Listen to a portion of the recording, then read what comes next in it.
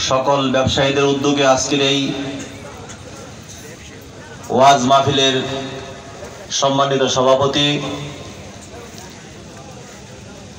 প্রধান অতিথি, বিশেষ অতিথি, মঞ্চে উপবিষ্ট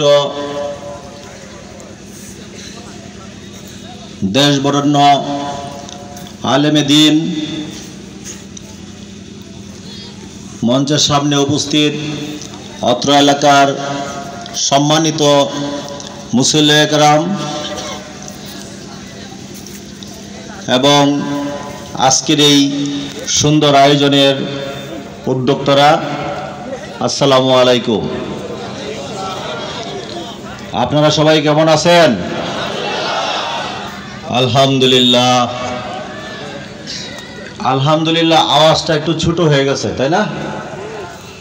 আর একটু জোরে জোরে বলতে পারি না আমরা? আজকের এই সময়, এই মুহূর্তে কত মানুষ কত মুসিবতে আছে, আছে না ভাই? কত মানুষ হাসপাতালে অসুস্থ অবস্থায় ভর্তি আছে, কত মানুষ রাস্তায় দুর্ঘটনায় মৃত্যুবরণ করতেছে।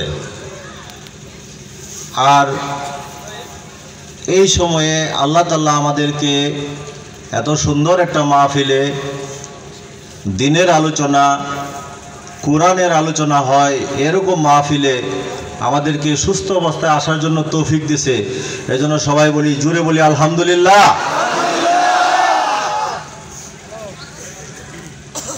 আলহামদুলিল্লাহ এমন একটা শব্দ, আল্লাহ তাআলা কোরআন শরীফের প্রথম সূরার প্রথম কথাটাই বলছেন আলহামদুলিল্লাহ, তাই না? আলহামদুলিল্লাহ মানে আল্লাহর প্রশংসা করা, আল্লাহর প্রশংসা করা। আল্লাহর প্রশংসা যদি আমরা সারাদিন করি তাও শেষ হবে না, হবে? কারণ আল্লাহ তাআলা আমাদেরকে যে পরিমাণ নিয়ামত দান করছে, এই পরিমাণ নিয়ামত যে আমরা ভোগ করতেছি, এটার শুকরিয়া জ্ঞাপন করা, এটা আমাদের সারাদিনে আসলে আলহামদুলিল্লাহ বলা উচিত, তাই না? এই যে এতক্ষণ সুন্দর আলোচনা করলেন হুজুর চোখ সম্বন্ধে, আমি অল্প একটু শুনছি। এটা কত বড় একটা নিয়ামত, চিন্তা করে দেখেন তো। চোখটা বন্ধ করে একটু চিন্তা করে দেখেন। মনে করেন আজকে আমার চোখ নাই, চোখটা বন্ধ করে একটু দেখেন। যারা অন্ধ রাস্তায় হাঁটে তাদের সাথে একটু তুলনা করে দেখেন কত বড় নিয়ামত। তাহলে এটার জন্য আমরা কি আলহামদুলিল্লাহ বলবো না? এরকম প্রত্যেকটা নিয়ামতের জন্য সব সময় আমরা আলহামদুলিল্লাহ বলবো। এই যে আমরা শ্বাস নিচ্ছি, এই শ্বাস বন্ধ করলেই তো আমরা মৃত, নাকি? এই যে অক্সিজেন আমরা নিচ্ছি আল্লাহর কাছ থেকে, কোনো টাকা দেওয়া লাগে? আপনি হাসপাতালে অক্সিজেন নিলে টাকা দেওয়া লাগে না? তাহলে কত বড় নিয়ামত, এটা একটু চিন্তা করলেই অনেক কথা। আমরা চিন্তাই করি না আসলে। আমরা যদি চিন্তা করতাম তাহলে সমাজে এই অন্যায়, অত্যাচার, বৈষম্য থাকতো না। আমরা যদি চিন্তা করতাম তাহলে বায়ে বায়ে মারামারি করতাম না, করতাম? আজকে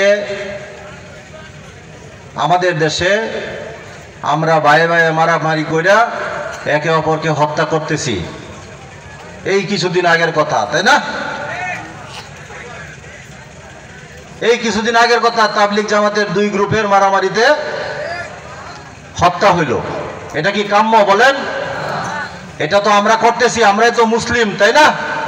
দাবি করি তো মুসলিম, দাবিও করি মুসলিম, আবার মারামারিও করি বায়ে বায়ে, কাজও করি আবার সেরা কাজ, তাবলিগের কাজ, যেটা নবীওয়ালা কাজ।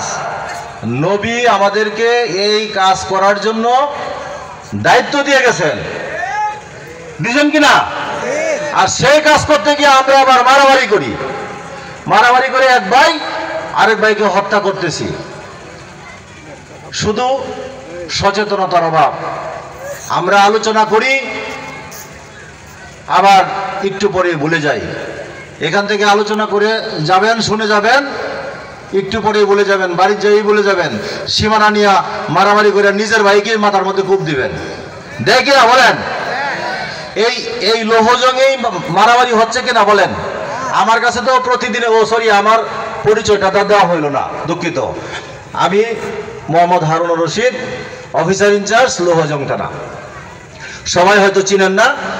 আমি এখন যেখানে বসে কথা বলতেছি এটা আপনাদের পদ্মা সেতু উত্তর থানা, এটা সাবেক লোহজং থানা, ঠিক না? হয়তো আমাকে সবাই চিনেন না, এই জন্য আমার পরিচয়টা দিলাম। তো আমি আপনাদের থানায় প্রায় 4 মাস কাজ করি। প্রতিদিনই আমার কাছে শত শত অভিযোগ যাচ্ছে। সীমানা নিয়ে গেঞ্জাম, বাড়ির সীমানা নিয়ে গেঞ্জাম, ভাইয়ে ভাইয়ে গেঞ্জাম, ভাইয়ে বোনে গেঞ্জাম, সম্পদ নিয়ে মারামারি কাটাকাটি হচ্ছে কিনা বলেন?